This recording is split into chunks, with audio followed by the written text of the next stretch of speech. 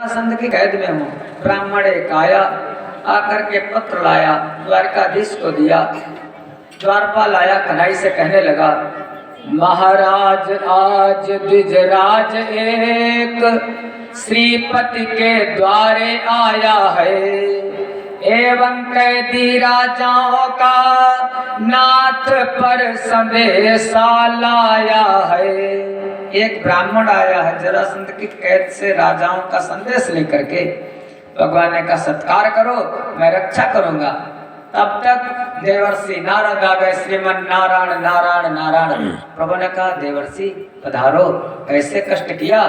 देवर्षि ने कहा प्रभु कष्ट की बात नहीं, आज मैं पांडवों का दूत बन करके आया हूँ। युधिष्ठिर ने संदेश भेजा है प्रभु कि वो यज्ञ करना चाहते हैं, उनके यज्ञ में चलो, निमंत्रण भेजा हमारे हाथ। भगवान ने कहा कहाँ जाऊं, कहाँ जाऊं भाई बताओ, राजाओं की रक्षा करने जाऊं या यज्ञ में जाऊं? बुलाओ उद्धव को। उद्धव भगवान का मन, और वृषणी नाम प्रौरव मंत्री कृष्ण से दैता सका, उद्धव से पूछ करके काम करते थे भगवान। उद्धव बताओ भैया, कभी कभी ऐसा हो जाता है, कहाँ जाऊं, ससुराल जाऊं या ननिहाल जाऊं? निमंत्रण दोनों जगह है, लेकिन फिर वो ना विचार करना पड़ता, उसमें भगवान भी सोचने के लिए थोड़ी देर के विवश। उद्धव बताओ। उद्धव कहने लगे प्रभु हमारा मत तो यही है, अगर यज्ञ में जाओगे, यज्ञ वही विष्णु, अगर यज्ञ में जाओ तो यज्ञ भगवान और राजाओं की रक्षा तो खुद ही करेंगे, इसलिए यज्ञ में जाना ज्यादा ठीक। जहाँ पर धार्मिक कार्य हो वहां पर पहले जाना चाहिए। भगवान कहने के दारू फिर विलंब किस बात का, ऐसा करो बस। कृष्णचंद्र कहने लगे सजो वही का साज, संभल सकेंगे इस तरह एक पंथ दो काज। चलो वही। दारू रथ लेकर के पहुंच गया हस्तिनापुर। हस्तिनापुर में युधिष्ठिर यज्ञ का अनुष्ठान कर रहे हैं। प्रभु राजसु यज्ञ करना चाहता हूं, लेकिन हमारे पास पैसा नहीं है, धन के बिना यज्ञ कैसे होगा? भगवान ने कहा चिंता किस बात की करते हो, 4 भाई तुम्हारे और हैं, 5वां मैं हूँ। इनको सबको भेजो चारों दिशाओं में, और जा करके राजाओं को पराजित करके, जीत करके धन लेकर के आए, उसी से यज्ञ करो। युधिष्ठिर ने कहा ठीक है प्रभु।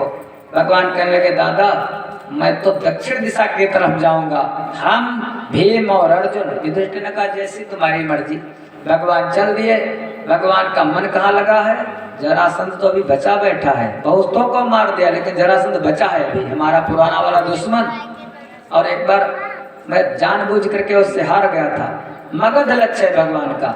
वहां से चले, ब्राह्मण का रूप बनाया, अर्जुन भीम कन्हई, और जा करके मगध पहुंचे। कहने लगे राजन भिक्षा में दे, भिक्षा चाहिए। जरासंध ब्राह्मणों का तो भक्त था ही।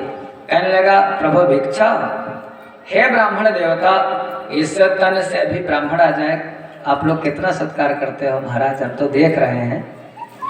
इस तन से जो भी बन आए तो सफल समझिए सारा है, यदि चाम निकाम काम आए तो यह सौभाग्य हमारा है। प्रभु इस ब्राह्मण के लिए अगर हमारा शरीर सड़क हो तो काट करके दे सकता हूँ।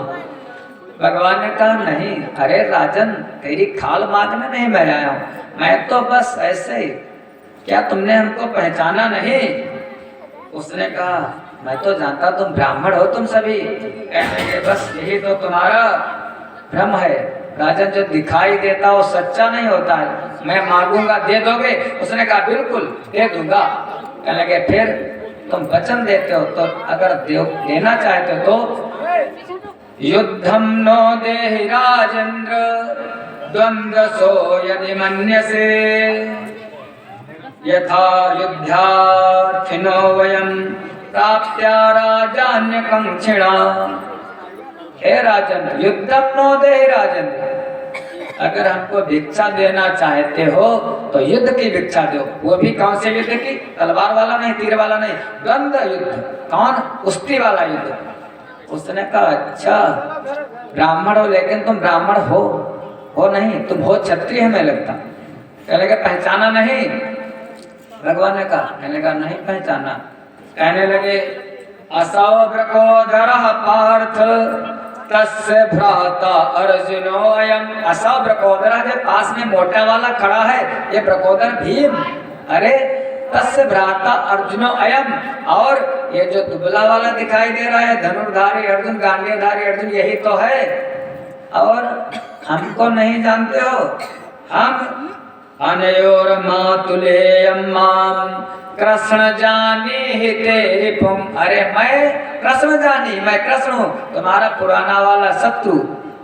मैं कृष्ण चंद्र हूँ जिस पर तू 17 हम लेकर हारा है। यह पांडु पुत्र भीमार्जुन है, इनको बस मेरा सहारा है। मैं तो कृष्णचंद्र जिस पर तुमने 17 हमले किए थे हारा था ना, 18वीं बार मैंने जानबूझ करके जीता दिया था तुझको। और ये पांडु पुत्र भीम अर्जुन है, ये हमारी शरणागति, हमारा सहारा है, ये समझ लेना। इनका रक्षक मैं हूँ, ये जान लेना खूब। और जिसका मैं रक्षक हूँ उसको कोई भक्षक उसका बन नहीं सकता। उसने कहा क्या बात करते हो? अरे भगोड़े हमारे हो, बस द्राक्षों का वही बात। हमारे सामने से भाग गए थे ना, तो हम भी रुणा, मैं तुमको बलवान नहीं मानता हूँ, हमारे सामने से भाग गए थे। और ये अर्जुन जो है, अर्जुनो भवेद योद्धा, ये योद्धा धनुर्धारी है, लेकिन ये बलवान नहीं है। भीम जो है ना, भीम तुल्य बलो मम, हमारे बराबर में भीम चलेगा। अरे भीम महाराज भूल करके और एकदम अहंकार बढ़ गया, बार बार अर्जुन अर्जुन अर्जुन अर्जुन की तारीफ करते थे। हमारी तारीफ कभी आज तक की ही नहीं तुमने। आज अर्जुन से कहाँ काम बनने वाला है, आज हमारा काम आया। भगवान ने कहा तुम फंस जाओगे, तुमको अहंकार आ गया, भीम है। भगवान ने कहा ठीक है भीम चले गए, ठीक भीम है। अब युद्ध तय हो गया, नियम बन गए युद्ध के। प्रातः काल सूर्योदय से शुरू, शाम को सूर्यास्त पर समाप्त। जो डॉक्टर जरासंध की दवा करेगा वही डॉक्टर भीम की दवा करेगा। जो भोजन जरासंध को मिलेगा वही भीम को मिलेगा। युद्ध के समय दुश्मनी, युद्ध के बाद कोई दुश्मनी नहीं। 1 दिन बीता, 2 दिन बीते, 3 दिन बीते, कोई किसी से सब कम नहीं। 10 दिन बीते, 20 दिन बीत गए, लेकिन भगवान ने कहा अर्जुन हमें तो लगता बड़ा मजा आ रहा है। अर्जुन ने कहा प्रभु भैया युद्ध किए मरे जा रहे हैं, आप कह रहे हो मजा आ रहा है? कहने के मजा, अरे जिस दिन से जन्म हुआ उसी दिन से तो दुख है दुख। कहीं पूतना, कहीं अगासुर, कहीं बकासुर, कहीं सकटासुर। कभी मैंने चैन की रोटी नहीं खाई, कल की रोटी नहीं खाई कभी।